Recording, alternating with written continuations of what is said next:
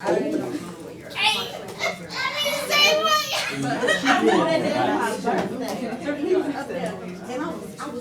yeah. Thank you for coming. And then you have a piece of paper. Can I ask you a question? Let's see, was that for business 211 or 69? Wait. 69 is still the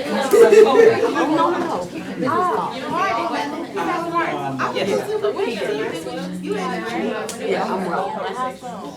This is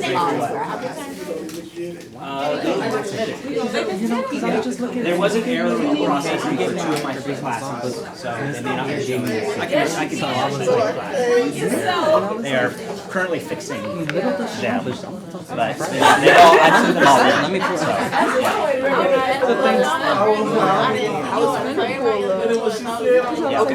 I did all this.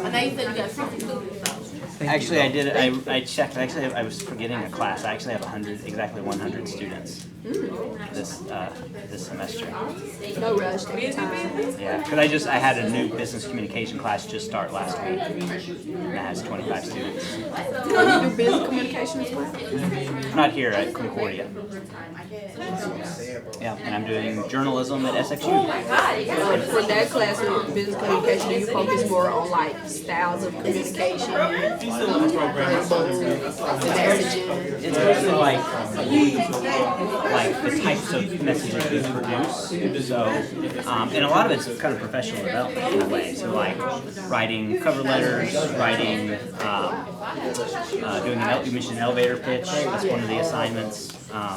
Doing other assignments. You do a career research interview. So they interview someone in a career that they possibly are interested in going into, and they do a series of research projects related to that. So, and that teaches them to interview. If I could pick your brain to look at my elevator pitch. Of course, yeah, happy to do that. Yeah. I'm about to tell Mother Miracle on I didn't design the class. I just took it. But I got permission just a little bit ago to update the course by end of this year to roll out next spring. Because it needs to be updated. It's not true business communication. I would consider it more of a professional development communication in the business world. Especially if you're doing elevator pitches and Right. stuff like that. Yeah. So I want to focus more on the Communicating with business. the business stuff. Yeah. So not necessarily personal, but yeah, communicating types of communications you do in the business environment. Press releases, biopics, those things. Some of the things I teach in my public relations class, I think cross over. So, yeah, but yeah, happy to take a look at it. All right, we'll go ahead and get started. Hi, everyone. Hello. I'm okay. I'm making it. Ready for spring break. Wait, how about your grades? What's that? How are your grades going? How are my grades? Oh, grades. Let's talk about grades. Yes. My grades are struggling right now because I'm behind in my class. But I know I owe you some grades. So I know midterm grades were due this last week. 2 of my 3 classes were processed. Yours was the one that was not. Yours and the U class. But all the grades have been submitted, so it's just waiting for them to process them. I did not include the informative speech in that because I am still working on those. So I owe you the informative speech delivery feedback, which ultimately, as long as you have that feedback as you are preparing for the delivery of the persuasive speech, that's really the ultimate goal. But what my primary goal is to get you feedback on your full sentence outlines, right? Because that will help you as you are writing your persuasive speech. You'll be able to reference those. So those are forthcoming. But know that your grade on that will not significantly impact your midterm grade. So in any negative way, I would say. So those are coming momentarily. So I've blocked off all of tomorrow and Thursday evening to try to wrap those up.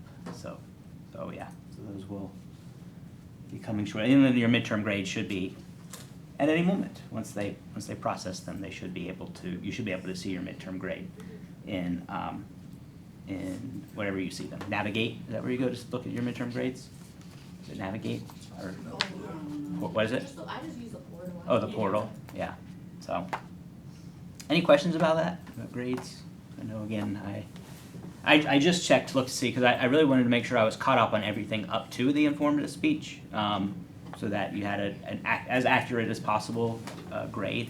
But yeah, the informatives, I'm struggling to get those done. As I just was reminded, I have exactly 100 students this semester, so still working on getting through those, yeah. So when do you think, since you've already submitted them and they just need to be posted on the system, when do you think that they'll be posted? I don't know. I feel like they were trying to get that done by end of day today. Let me see if I have an update. There was an error with the process in the portal, and I've never had this issue before. Let me see. Let's see if she gave an update. An extension of Chicago Public Schools.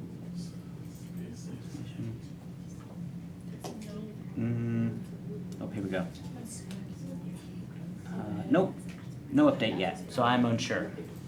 But if you would like to know specifically your grade, your midterm grade, if you want to hang out after class, I'm happy to give that to you because I have it.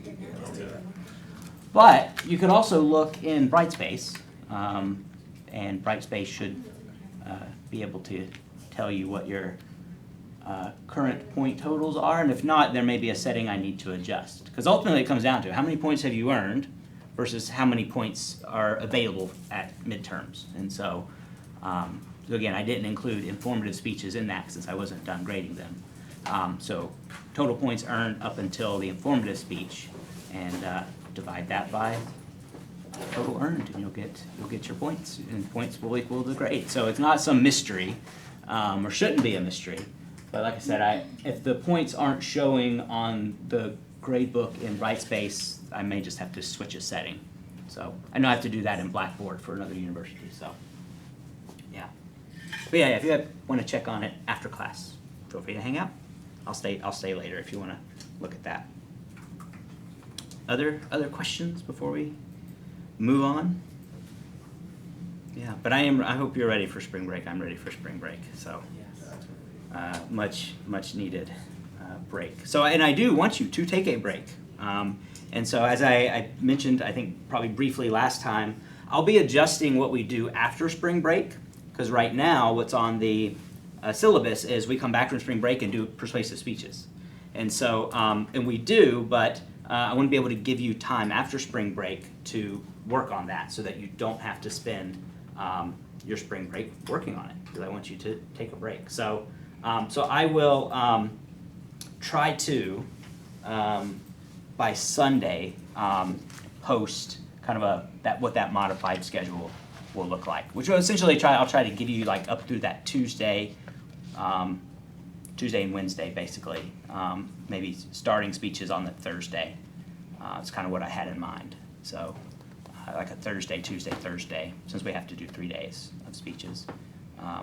So anyway, it gives you some time after. But anyway, if you have any thoughts on that, let me know. I just need to look at the schedule. If possible, I could give you, and this is what I have to look to see, maybe a whole week, like the week after spring break, to work on it. Recognizing that I want you to take all of spring break if possible as a break. So at least a break from school, right? I know some of us have other responsibilities that you don't get a break from, right? But at least a break from here. So yeah, if you have any thoughts on that, let me know. But I'll take a look at the syllabus and see what we can do, adjust it so that you have plenty of time to not just write, but rehearse your persuasive speech. So let's talk about that. Let's talk about persuasive speaking. I was going to pull up just kind of where we were in the course. We are in the middle of Module 3, so we are here. So I have listed instructor meetings. That is the way I'll be facilitating this. It's optional, so you don't have to attend, but I will be available on Thursday from 6 to 7 should you want to hop on Zoom. And I saw in the announcement the Zoom like that text was very, very small for some reason, so I need to go in and change the formatting because it's like really tiny on the announcement. So, but that's the link, similar to last time, that you would log in to get to Zoom. But the goal will be, again, I'm not scheduling the times, I'll be there. So should you want to hop on, feel free to. If you want to show me your draft, if you want to ask about anything, we can either, if you're the only one there, we can do it, or if there's multiple people there, we can go into a breakout room. So, so just kind of be available. But the goal is, again, class is not canceled, but class is modified, giving you class time to work on your speech, and that's intentional. So, because the goal will be to, by the end of this week, have a draft. So my plan is to, on Sunday, I'll be done with grading informative speeches, delivery, and outlines, right? Because my goal is to have that wrapped up. If I don't get it done by Thursday night, because again, while you all are using that time to work on your persuasive speeches, I'll use that time to finish grading. And if I don't get to it Thursday, that's what I'll be doing as I travel on Friday, is grading. So I've done it before. Not the most fun to be on a plane and grade. So, but anyway, but that's what I'll do. So my goal is to have it to you by this weekend. So you and all of the other students. So my online students video record their speeches and submit them, and so I have to watch those, and that takes additional time. So, but yeah, I'm going to rearrange it so I try to get your class done first. So I'm about halfway through. You don't see it, but I see where I've gone through, and I've gone about to half of you. So the goal is, by the end of this week, persuasive speech outline, just a draft for me to look at and give you some guidance. Instructor meeting on Thursday, optional. Use that time to work on your persuasive speech. Questions, thoughts about that? Sound good? And then we go into spring break. I'll take a break. We'll come back, and then we'll prepare to deliver those persuasive speeches. But there's a couple pieces we still need to learn about before we can do that effectively. So this is kind of our agenda for this week. So we will be talking about persuasion in a democratic society, just briefly. I have one slide related to that. And then we'll get into the ethical proofs. So for our persuasive speeches, you will want to use not just one method, but all three methods, right? Ethos, pathos, and logos. We learned about ethos and pathos last time. Now we're going to dive into logos. So what are the four types of logical reasoning you should be incorporating into your supporting points? And then I'll share briefly about organizational patterns, and my goal is to get through this pretty quickly. So if you want the slides later, I can provide them. I'm also recording, so if you want the recording after that's processed, I can provide it. Because there's a couple people who let me know they would not be here, or they might be running late. So, so if you want that, if that's helpful, let me know. But my goal is to get through that content pretty quickly so that we can practice. And what we practice will be essentially picking an item at random and practice selling that item using ethos, pathos, and logos, which is a pretty fun activity that kind of gives us an opportunity to practice what we should be doing when we're doing our persuasive speech. And then, like I said, speech work time on your own, not required to be here, but I will be available from 6 to 7. If you need to hop on 7 to 8, you can do that as well, because that will be when section U, the section after this, hops on. So if 6 to 7 doesn't work for you, you can hop on 7 to 8, because there's only 5 students in that class, so or 6 students. So I won't need the entire time to check in with them.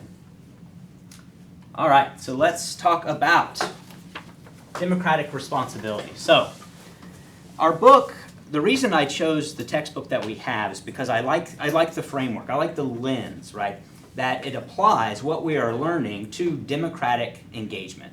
And I think today, out of all of the days of the year, it's very fitting for us to kind of start with this in mind, since today was a day for voting. So if you are able and had a chance, I know there's one person who's on their way from voting, and that is part of our democratic and civic engagement. And so what is our responsibility in a democracy? Well, it's important that we discuss the issues.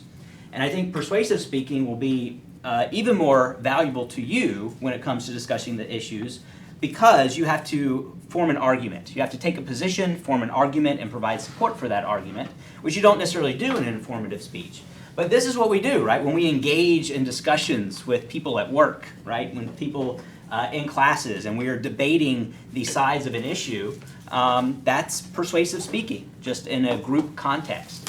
So we have a right to express our opinions, right? But we should support our arguments with facts, with evidence. And so we must also accept that disagreements are inevitable, and it's okay to disagree, but we must treat those whom we debate with civility and respect. And I think that's kind of an underlying part of our textbook that I just wanted to reiterate because I'm very passionate specifically about teaching public speaking for this reason. So because our democracy depends on a system of public debate and being able to do that respectfully. You tell the truth as you see it, but back up your opinions with good arguments. And accept your burden of proof when you are the one that must furnish the proof or the evidence in support of something. Take that seriously. Go out and do your research. And don't exploit controversies for political or personal gain, right? Especially as we go into the work world, right? As we're, our place of employment. Sometimes that can, we can, jeopardize or cause conflict by exploiting controversies. So anyway, I just wanted to kind of start there. So when we learned about informative speaking, we learned about the 4 types: definition, description, explanation, and demonstration. And for persuasive speaking, we have 4 types, right? Or 3 types, sorry: fact, value, and policy. And that's what we learned about last time. And this week, or tonight, I'm just going to cover also, since we already covered fact, value, and policy, I'm going to cover, actually that's informative, where's persuasive? I'm going to cover the, sorry, slides are a little out of order. I'm going to cover the organizational patterns. So let me scroll through here because there was some. So let's start with the forms of reasoning. There we go. So in our text, they use a little bit different words. So I'm going to give you different names for essentially the same thing. But reasoning is essentially drawing a conclusion based on evidence. And this is the central part of your persuasive speech. You must make a claim or present an argument or present a side of a debate. You must take a position, again, provide evidence in support of that position. And so it'll be vitally important that you understand these 4 types of reasoning. There's more out there, but these are the main 4. So I'm going to go into each of these and provide a couple of silly examples. So first is inductive reasoning, or reasoning from specific instances. The second is deductive reasoning, or reasoning from principle. There's causal reasoning, which sounds familiar, right? Because we learned about the causal organizational pattern, which is related. And then there's analogical reasoning. So as you are designing your speech, you will want to incorporate one or more of these into your supporting points. So let me provide just some explanation into these. So first is inductive reasoning, or reasoning from specific instances. So this is where you're moving from particular facts to a general conclusion, right? Based on facts A, B, and C, I reach this conclusion. And so, for your supporting points, you would present to us in support of that main point, that claim that you're making, that argument that you're making, because of evidence or fact 1, fact 2, fact 3, I am then making this conclusion. So that's one way to do it. In regards to reasoning or inductive reasoning, it's important that you provide specific examples, right? Tell us how you got to your conclusion, or how experts got to their conclusion. The number of examples is important. You must provide enough examples to clearly articulate and support your claim. So just one doesn't do it.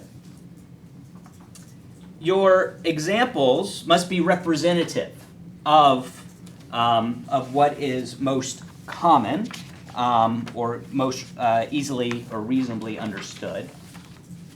The claims must be qualified, so you must be able to provide context, you must be able to provide data in support of your claims to qualify your claims, examples to qualify your claims. So going back to the section in the lecture related to going out and doing research and collecting your sources, this is where you are including those sources. And then can it be strengthened with evidence? and it can be. So that is essentially one of the major differences between an informative speech and a persuasive speech, is you are going to be presenting evidence. So that's inductive reasoning. So just the things to make note of. We'll talk in a minute about hasty generalizations, which is a fallacy that you avoid when you don't provide enough evidence to support your claim. It's called a hasty generalization. Again, you must qualify your argument and make sure that you are providing us enough evidence, enough insight, and then reinforce it with statistics and testimony. Here's a silly example of inductive reasoning. My PE course last term was easy. Example 1. Example 2, my roommate's PE course was easy. Example 2, my brother's PE course was easy. Example 3, therefore I conclude, based on these 3 examples, PE courses are easy. Now, I have a lot of friends that went to school for kinesiology. PE is not necessarily easy. I've taught it myself in the K through 12 world, and it wasn't easy. It was not, when you got a bunch of fifth graders running around trying to organize them to do some structured physical activity is can be rather complicated. So anyway, but this is just a silly example to explain, right? That I'm providing, and this is how you would provide these 3 examples in support of your conclusion. Next, we have deductive reasoning, or reasoning from principles. So again, you should choose one or more of these in support of your main points. This one is going to be moving from a general principle to a specific conclusion, in which case we have a minor premise and a major premise. And I'll share more about that in a moment. But what deductive reasoning does is it draws a conclusion based on a generally accepted premise, something we all understand and agree to. These premises are often already accepted by the audience. So give that some thought, right? What does your audience generally already agree with you on in regards to this premise? And a skeptical audience is going to need to have more evidence, right, in order to convince them to agree with your conclusion. So let me give you an example. Deductive reasoning. The major premise, listeners will accept, and then you must provide evidence for your minor premise. So here's an example. Major premise. This is the classic example. All people are mortal, right? That's the major premise. I can then provide evidence. What does it mean to be mortal, right? Why are human beings mortal, right? So I would go in and provide some support for that major premise. My minor premise, Socrates is a person. Who is Socrates? What's their background, right? And then conclusion. Therefore, Socrates is mortal. All people are mortal. Socrates is a person. Therefore, Socrates is mortal. That is deductive reasoning. Then we have another example. We have all, the slide here says inductive, but it's actually deductive. So it's a typo. But deductive reasoning. Here's another example. All Democrats are liberal. I would need to provide support for that. We know that's not necessarily the case, but if I'm making that claim, right, then I need to provide evidence in support of that. Minor premise, my neighbor Tim is a Democrat. Conclusion, therefore, I conclude Tim is liberal, right? A conclusion is connecting both the major and minor premise. So it may make sense for this type of deductive reasoning to support, right? If you are making a claim that generally everybody supports and you're trying to get us to agree with you on something that might be a little bit different, that could be your minor premise, right? Getting us to agree with or understand that minor premise is vitally important. So that is deductive reasoning. Then we have causal reasoning. So this is where you're establishing the relationship between causes and effects. Some of you did this in your informative speech. You actually engaged in some causal reasoning when you were providing kind of this cause-effect relationship. So you do this sometimes whether you realize it or not. With causal reasoning, you're going from effect to cause or from cause to effect. We've already kind of learned this because of the causal organizational pattern that we can use in either informative speaking or persuasive speaking, where we are, as the order of our main points, connecting that cause to the effect. But this, similarly, is doing that, just it's a form of logical reasoning. And this is at the heart of scientific investigation, right? Investigating the effects of a cause or what causes lead to specific effects. Establishing a cause is rarely simple. It is often complex and requires evidence that supports that you are saying this is the cause. You need to use reputable sources, and you need to qualify it for us due to the complexity, usually, of the cause. So this is going to be where you are, see if I have an example here. Where's my example? So we want to avoid what's called the fallacy of false cause. So this is going to be where we essentially don't provide enough support or evidence to say that the events or the effects stem from this one cause. You often may hear, it's kind of the difference between correlation and causation, right? Correlation doesn't necessarily mean causation. Just because something happens after something else doesn't necessarily mean the first thing caused the next. And that's that fallacy of false cause that I often see specifically in persuasive speeches. Here's a silly example of causal reasoning. Because that patch of ice was there, I fell and broke my arm. Cause, effect. I actually fell and injured my back. When I first moved to Washington State, I knew nothing about ice, right? I was from Alabama. I mean, I'd spent some time in Vermont and Colorado, but sure enough, I learned the hard way once I moved up. And I know here, right, in the Chicago area, y'all are used to that. Y'all have been pros. But yeah, so I had to learn how to walk on ice, walk up hills on ice. Drive on ice, yep. So anyway, so that's an example. I'm saying that this is the effect that stemmed from this cause. But I would then need to provide evidence and support. I would need to provide definitions and clarification in order to support that claim. Finally, we have analogical reasoning, where we're comparing two similar cases and saying what's true for the first case is also true for the second case. But it's important to make sure the cases are essentially alike, right? If we're comparing cases that are different, then we commit that a fallacy in analogical reasoning.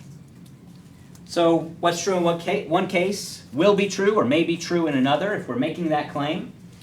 We can use a literal analogy to compare these similar examples, or we could use a figurative analogy that compares dissimilar examples. Literal analogies may make a compelling logical argument, but really the strength relies on the degree in which these two cases you're comparing are similar. And I'll give you an example. And if you're making a policy argument, then analogical reasoning, comparing what has happened with this when this law passed in California compared to this law I'm proposing in the state of Illinois, that comparison is often used in political decision making. So here's an example. If you're good at tennis, you'll probably be good at ping pong, right? So then I would establish that both involve a racket hitting a ball over the net, right? And so that is why if you play tennis, you'll hit a ball over a net. Now, granted, there's probably a little more effort and a little bit more of a workout, at least in my experience, with tennis than with ping pong, but the fundamentals are basically the same. And so it's easy to understand how those two relate. But I would need to provide that support and explain why they are similar, how they are similar. So let's talk about fallacies. Fallacies.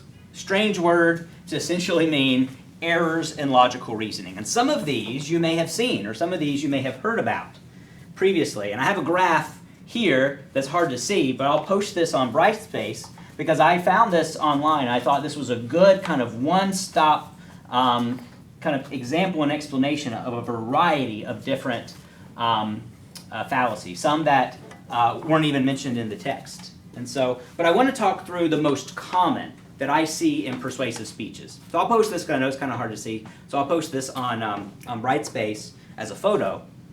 But I'm going to talk through some of these specifically, because these are what I tend to see in persuasive speaking.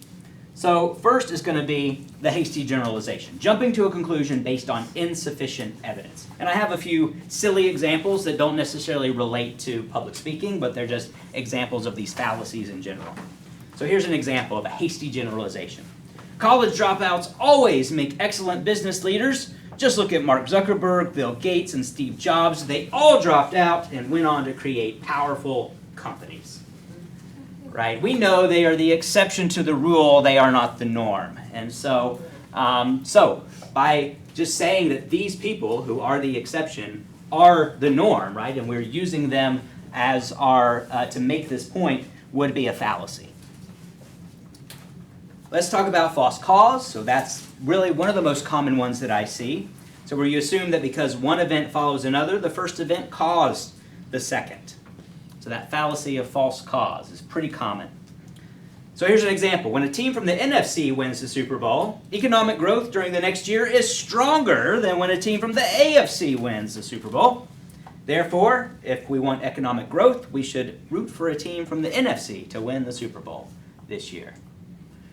While that may impact a particular region or a particular city who may be hosting the Super Bowl, overall economic growth in the country is not fueled or empowered by the Super Bowl. So, again, the one thing doesn't necessarily lead to the other just because they may be happening in a time frame where one happens before the other.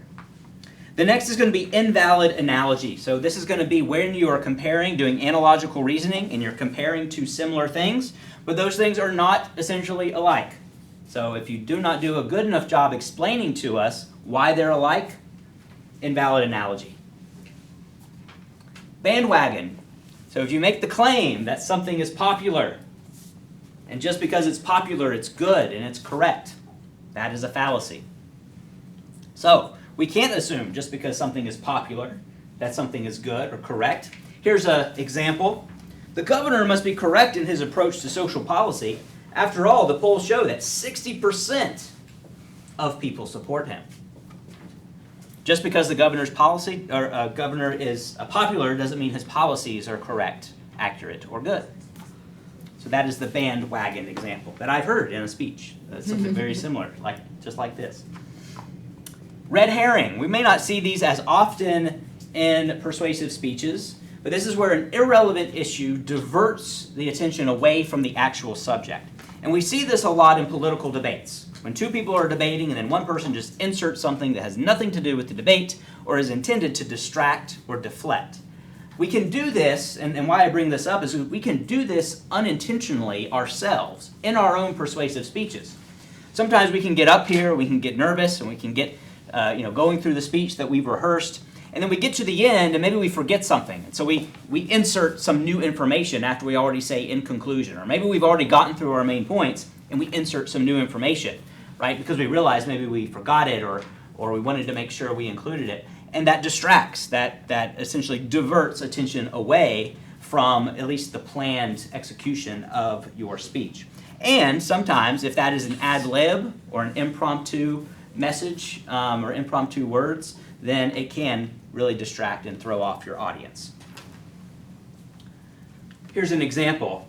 This is more of a debate example. Again, debate used to be the last project in this course, but then with changes in assignments and stuff, we ended up having to cut it out. But how dare my opponents accuse me of political corruption at a time when we're working to improve the quality of life for all people in the United States?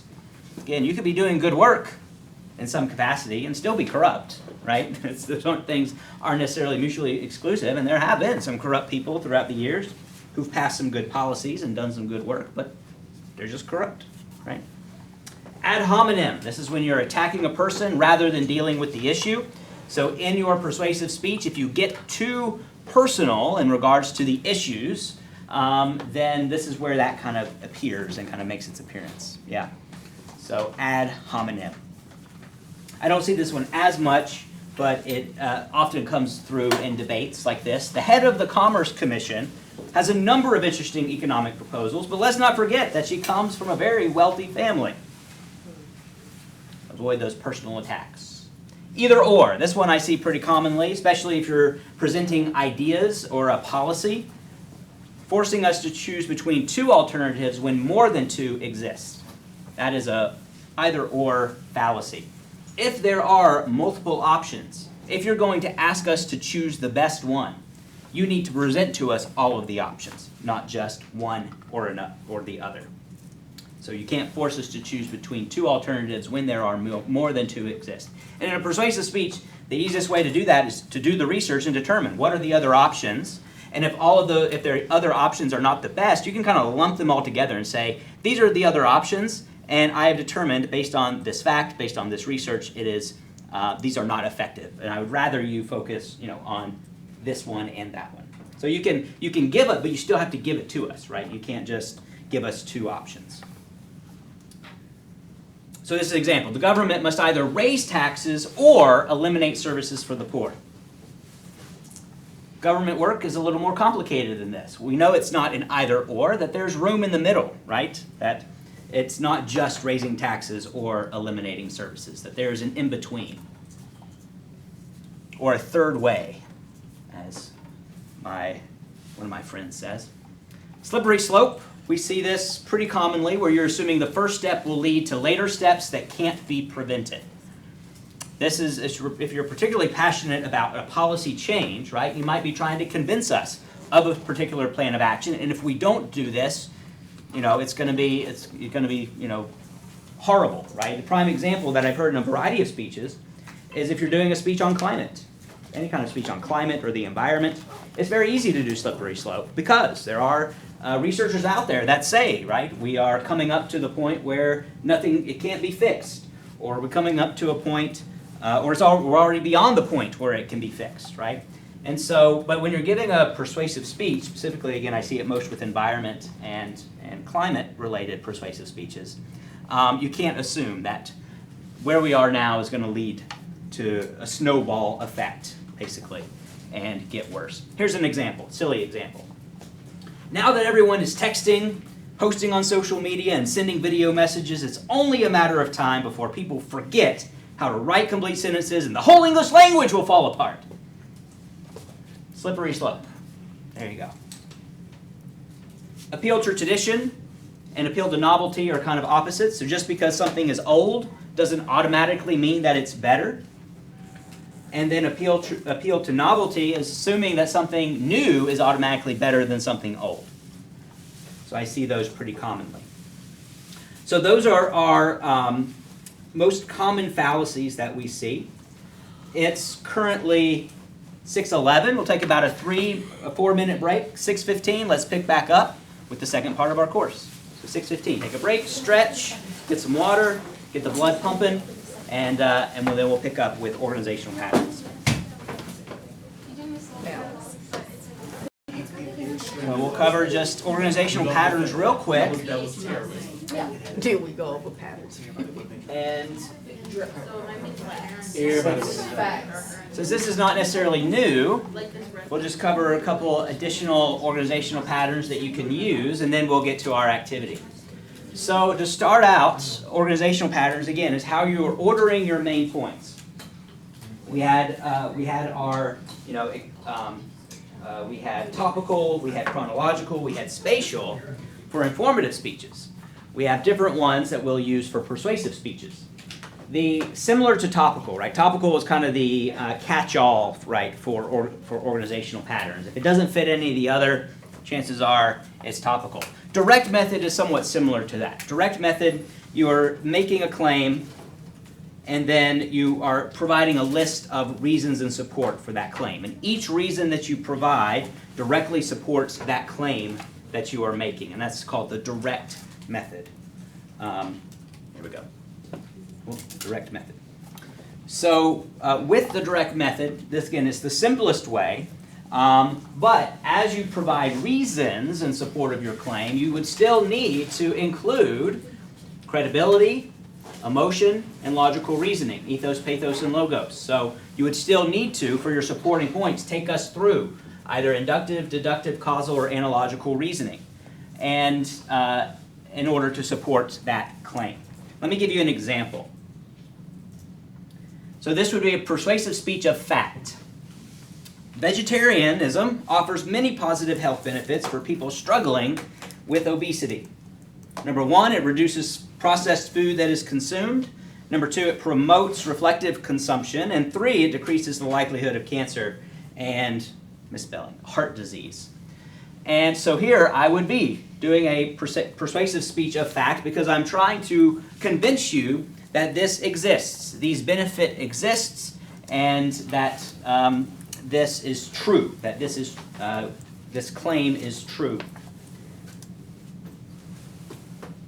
So with the direct method, in this example, I'm providing the statement of reasons that directly support that claim. So each reason that I provide is just another bit of evidence that supports that vegetarianism is a good option, that it is true, that it has health benefits. So direct method would be the simplest. Probably another simple one to use would be problem solutions, right? Which again we can use for an informative speech or a persuasive speech.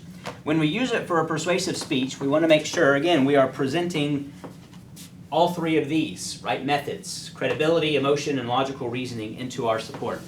So this is going to be where we list the problems, and then we list the recommended solutions. And if you want to be very persuasive, you can list action steps the audience should take to be part of the solution. Step 1, step 2, step 3. Here's how you can contribute and participate in solving this problem. So so that is problem solution. The next is that causal organizational pattern, right, where we present the cause or the problem or the issue, and then what are the negative or positive effects that result from that cause. So similar to problem solution, but you're specifically making that claim that these are the either positive or negative effects of this particular cause.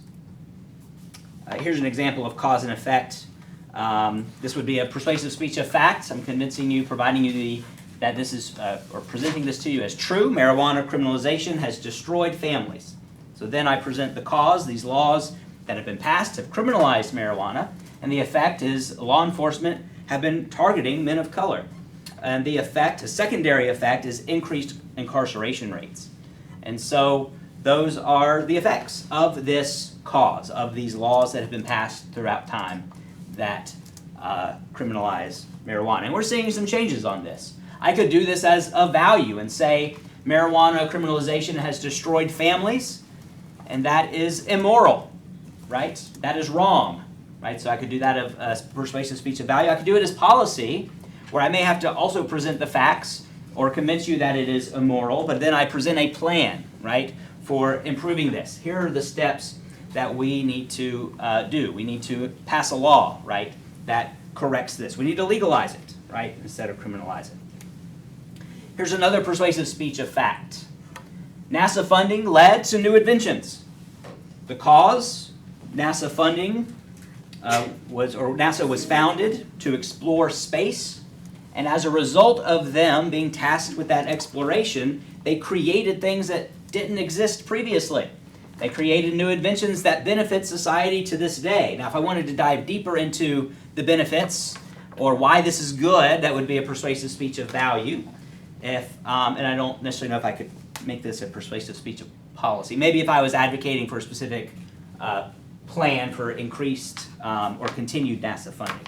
But here are the benefits. Velcro came from that. Aluminum foil came from NASA. Capri Sun came from NASA. I don't know about you, but I love a good Capri Sun. So thank you, NASA. All right. So those are the organizational patterns that I recommend. So direct, cause and effect, problem, solution. So that is what I recommend as far as, again, there's others out there. Monroe's motivated sequence is one. I won't dive deeply into that, but it's in the book should you wish to utilize it. So again, the choices you are making are, is it a speech of fact, value, and policy? And then are you incorporating ethos, pathos, and logos throughout the body of your speech to effectively persuade us? And I want to give us an opportunity to practice that. Practice persuading using logos, ethos, and pathos. I didn't have an example for one of those, but there's my example. So how do we do that? So let me go to the activity. So I have this set up in pairs. Let's see, time-wise, we'll have to do this in pairs. So I will pair you up, and this is what we'll be doing. So I'll pair you up, and one member of your team will select an item out of this bag. And you will then, we can practice using the direct method. So you make a claim about this product and then use reasons to support your claim and make sure you're incorporating ethos, pathos, and logos. And you can make some of this up, right? You can say, I've used this product my entire life, right? You should trust me because I've used this and it's been effective. You know, that ethos. Remember, trustworthy, competent, or trustworthiness, competence, right? That's your ethos, so incorporating that. Emotion, right? What kind of emotions come with this particular item that you pick? Get us to feel some emotions about it, right? And then logos. You don't have to use all of them. You can see if there's one that stands out to you. Inductive, deductive, causal, right? Most products you can come up with a benefit and then convince us that using this product will lead to that benefit, so cause and effect. I'll give you an example so you know. A lot of these items I just got at the Dollar Tree. And put it in a paper bag. Paper bag. There you go. So here's an example. Whatever example I use, I will. Here we go. Here's an example. This is the product. It is Ultimate Turmeric. And I would want to review the box to see what it says. It's by Wellnix.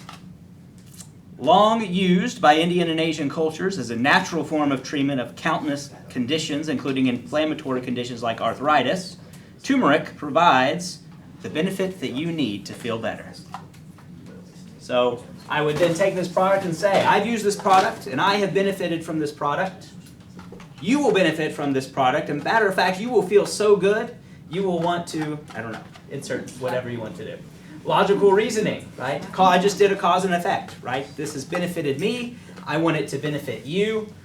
These are the positive benefits of using this product. Very short, 1 minute. And so here we go. Any questions before we get started? Let me pair you up. 1, 2, 1, 2. We're just do it very simple. 1, 2, 1, 2. We'll have the 3 of you together. 2, 2, 2, and then 3. So there you go. So there you go. Yep. So here we go. Pick an item. One item for your team. Do we get to look at it? Yeah. Well, just reach in, grab what you grab. Anything, quickly. There we go. All right, just grab one. Anything? If you don't like it. That's the only reason. Plenty of items. Disposable shoe. The next One item. Oh, okay, so that's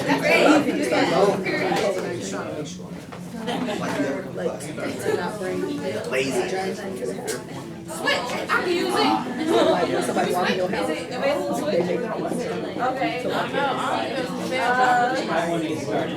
You guys want to switch? take your car.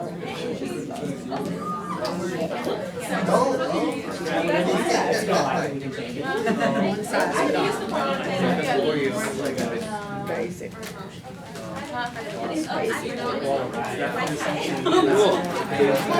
All right, so take just a moment. Look what I got.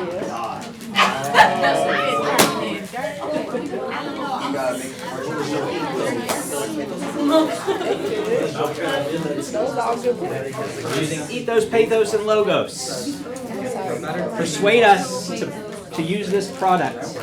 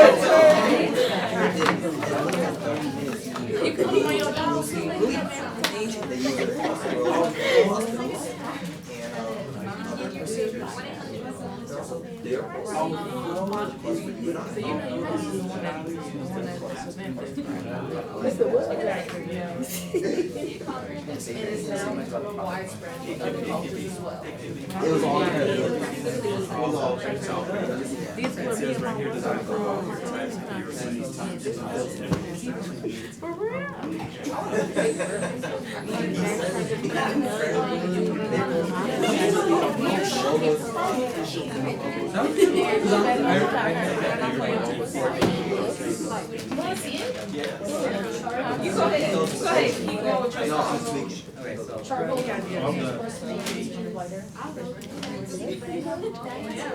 What's our credit? Yes. There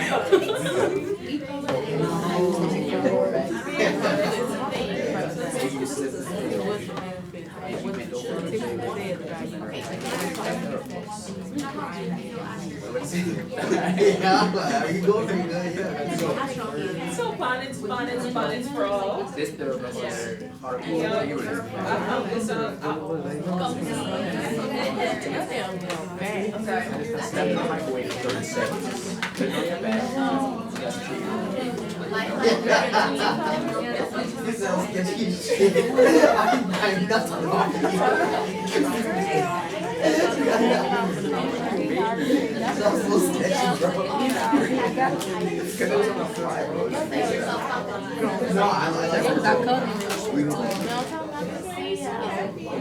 Yeah, that's what I'm saying. Like, and I got the shit.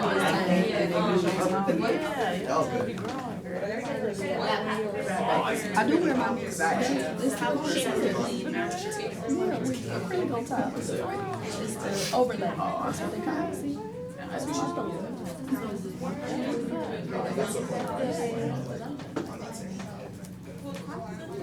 Yes, we go.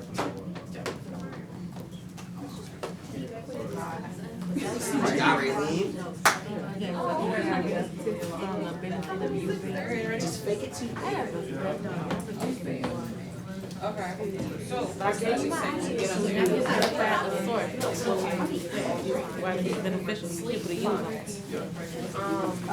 It's designed for all hair types only. Or you go like, why is it? The styling needs promoting health in your book. We all want and so I think that's the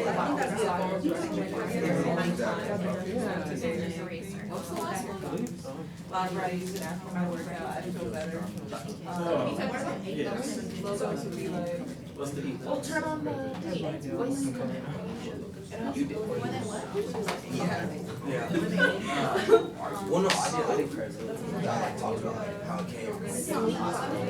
It's designed for all hair types and hair lengths.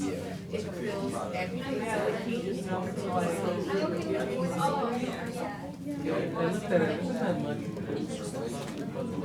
Oh yeah, that's what logos.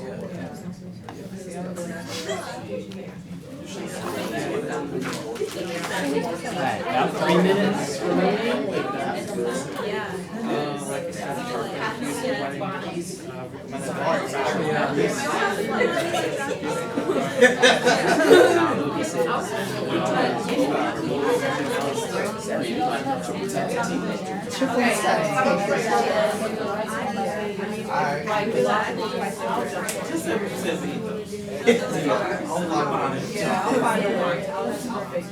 Designed for all hair types and hair lengths. Professor, you also take one logo to the pathos and you want to say like Use all three, but only one logical reasoning. And that's what I'll want for your persuasive speech. I want you to be able to use both those pathos and logos throughout. I have to talk about credibility.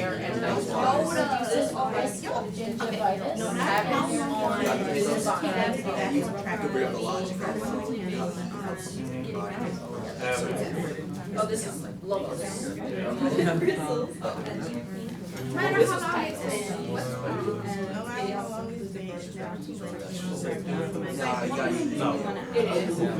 We're not gonna go there. We're not gonna go there. We have 2 minutes. Logos. Okay. Thinking too many. I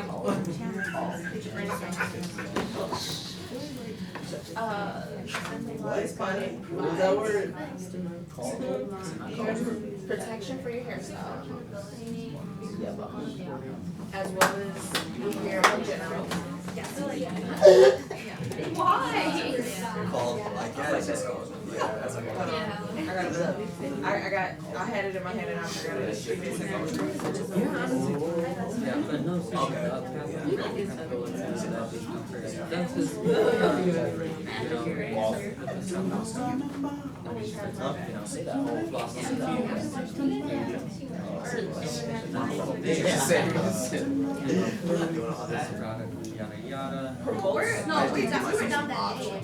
Prevents breakage.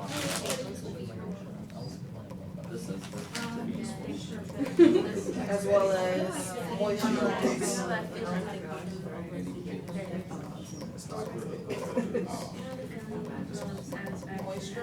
Helps with moisture loss.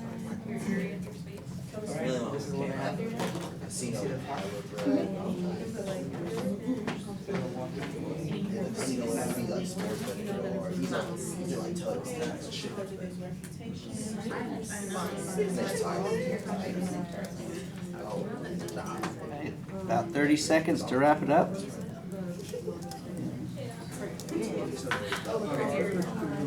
So rate that first portion.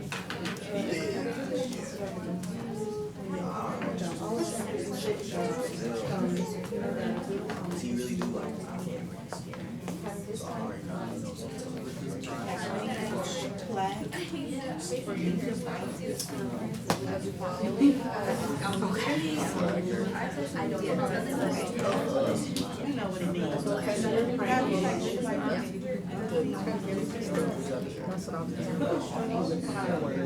you know I use this product every day.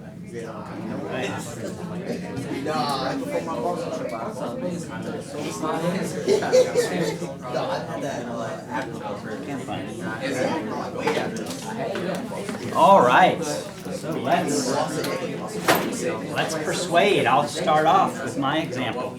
My example I was able to work on. Especially formulated.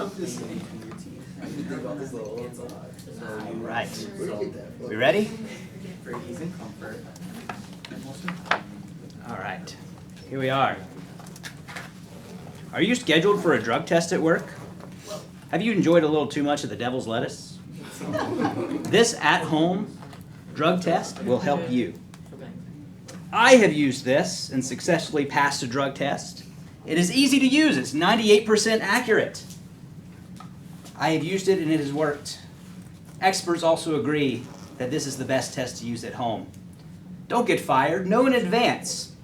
Feel relaxed and at ease by knowing that you are in the clear. My wife has used this product. I have used this product. My pastor of my church has used this product. All three of us have had accurate results. And it is a test that works.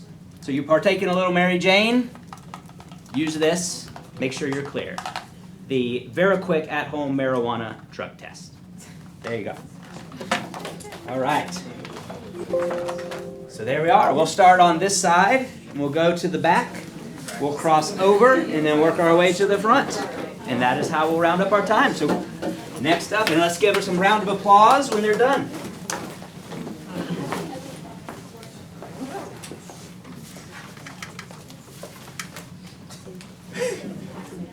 Have you ever had back pain? Maybe after a hard workout, maybe you slipped and fell? The TheraPlus Hot or Cold Pain Relief Pack can help you with that. doctors, lawyers, athletes. What do they all have in common? They work hard. They move all around, you know, and they need something to relax. All it takes is 30 seconds or an hour. You put it in the microwave, 30 seconds, put it on your back, on your wrist, pain gone. Put it in the freezer for a little bit, and you know, it cools you down. It makes you feel better. And you know, why do I use it? Because it works every time. It's reliable. TheraPlus. The plus for you. Theraplus helps to stimulate circulation, relax stiffness, and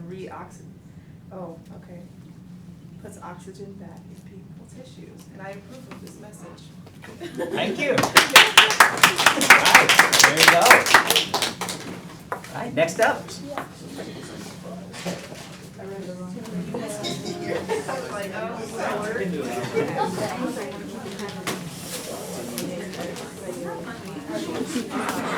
Alright guys, we got for you today floss picks from brush bodies. We have brush bodies. Today we're going to present you a floss picks. Generally in the United States, dental health is very important because it's very costly. And how best to support your dental health? Of course, you can use the floss picks with the infused charcoal infused, which promotes the teeth whitening. And also, compared to the traditional toothpicks, these toothpicks are easier to use for the children because they cannot injure themselves with this. Points that I was gonna make. There was one with the back. Not to mention that there is a tongue cleaner, and the tongue cleaner will help promote good and fresh smelling breath. So if you plan on kissing anyone, you know, that'll work. And yeah, there you go. Well, since it's your go-to date tool, and besides that it's yours oral health in here, you should choose the floss picks from Brush Bodies. Thank you. Thank you. Am I bringing this to you or are people I'll collect it. That's what they. Good eat those. Yeah. Good hate those. I just kind of thought we were gonna do the ones, like I thought I was gonna do the ones that I mentioned. Right. So. Ready? Yeah. Everybody has, well, for the most part, has hair. Oh. Well, most people have hair. And they want to have some form of protection for their hair. Bonnets, sleek bonnet. It's promoted for all types of hairstyles and hair lengths. Doesn't matter the race or doesn't matter your race or your hair type or texture. Bonnets are used for all. Bonnets are used as a way of protection for your curls in your hair. Curls go for days and they can dry out. Bonnets are what we use. Now, let's say you got hair loss. Let's say your hair is stuck on a pillow. What do you use a bonnet for? To prevent it. This bonnet provides protection for your hair as well as prevents breakage, moisture loss, and preserves curls. We approve this message. Buy the bonnet. All right, awesome.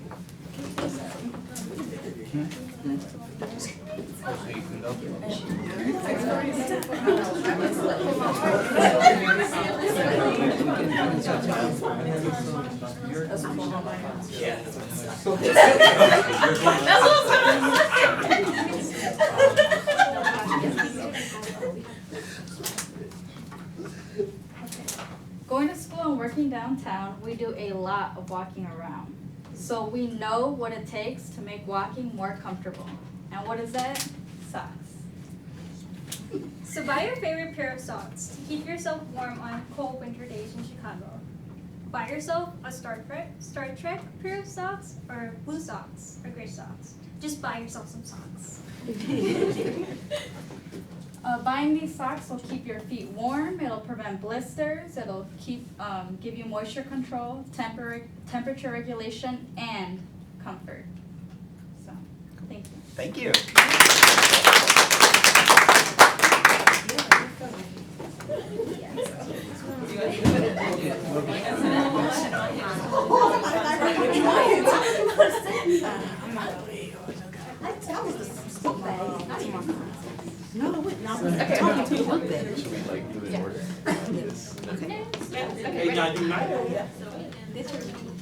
Imagine you waking up next to somebody and they go, "Good morning," and they haven't used this. We all brush our teeth, or at least we should. For over a century, Colgate has been in the industry and it's been trusted by millions of consumers all over the world. More than 80% of dentists recommend Colgate because of its reputation for effectiveness, maintaining good oral health, knocking out bad breath, helping with aftertaste after you eat some food with some onions or something of that nature. Now you might be asking yourself, what if I skip a day or two? Well, by not maintaining proper oral hygiene, it can lead to cavities, plaque, gingivitis, gum disease, chronic pain, the loss of teeth, and the loss of thousands of dollars in dentist visits. Do you really want that?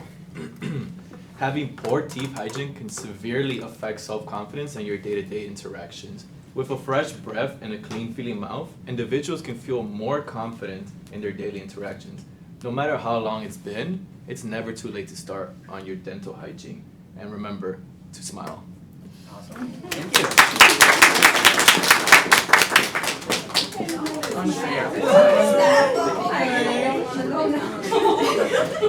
Destiny's Child? Who's Beyonce? You know it's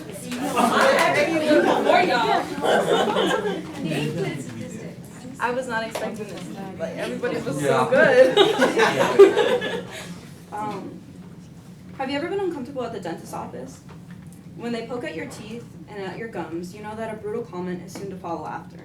I use this product at least 2 times a day, sometimes more, depending on what I eat that day. And that product is the Dental Guru toothbrush. So this toothbrush is specially formulated to clean between teeth to help minimize, discomfort, smell, bad breath, and pain later on. Without proper dental care, one may suffer the effects of tooth decay, which is chronic pain, bad breath, and nobody wants that. So thank you. Cool. Thank you.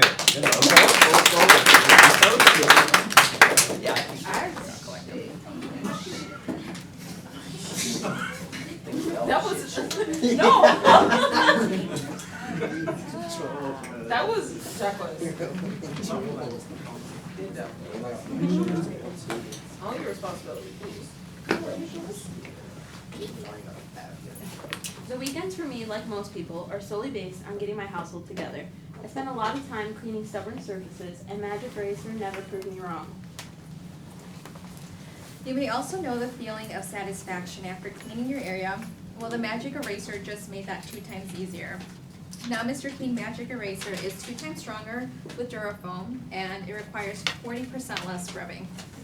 Mr. Clean Magic Eraser is... So next time you make a stop at your local store, don't forget to pick up your new cleaning buddy, Mr. Clean Magic Eraser. Thank you. Alright, come on down, next class 2 groups.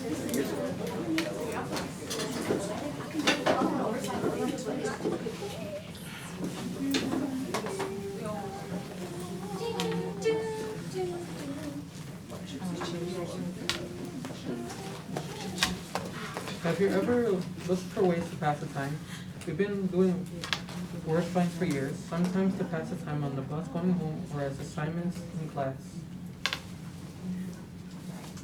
The puzzles create a few minutes of fun and challenges to strengthen your mind. Experts are seeing a 9% reduction of risk of dementia patients.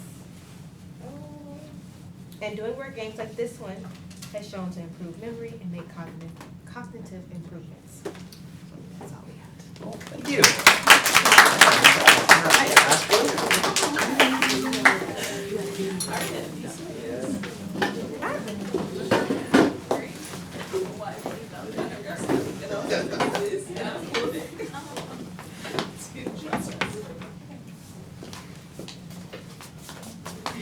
Carmen, you're stepping all over my floors.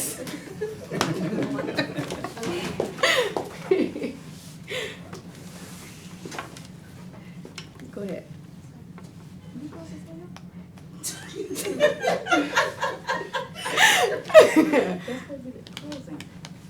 Okay, so Start out one more time. Reset. And action. Carmen, you're stepping all over my floors. Don't go without these. Disposable shoe covers. I love disposable shoe covers. Protect your floors and carpets from dirt and debris with the Tool Bench Hardware disposable shoe covers. This pack includes 24 pair of shoe covers to fit you universally. They're perfect for any profession or activity where you need to keep your shoes clean. Designed to fit lightweight and breathable. They won't make your feet feel hot or sweaty. These disposable shoes cover are a must-have for any business or homes. Get your shoes now and keep your floors looking good. Cool. Thank you. All right. Thank you all so much. If you want to return that item, thank you all. Have a good rest of your week. No in person on Thursday. See some of you online Thursday.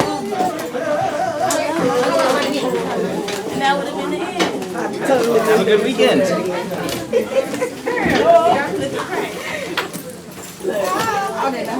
What are we doing Thursday?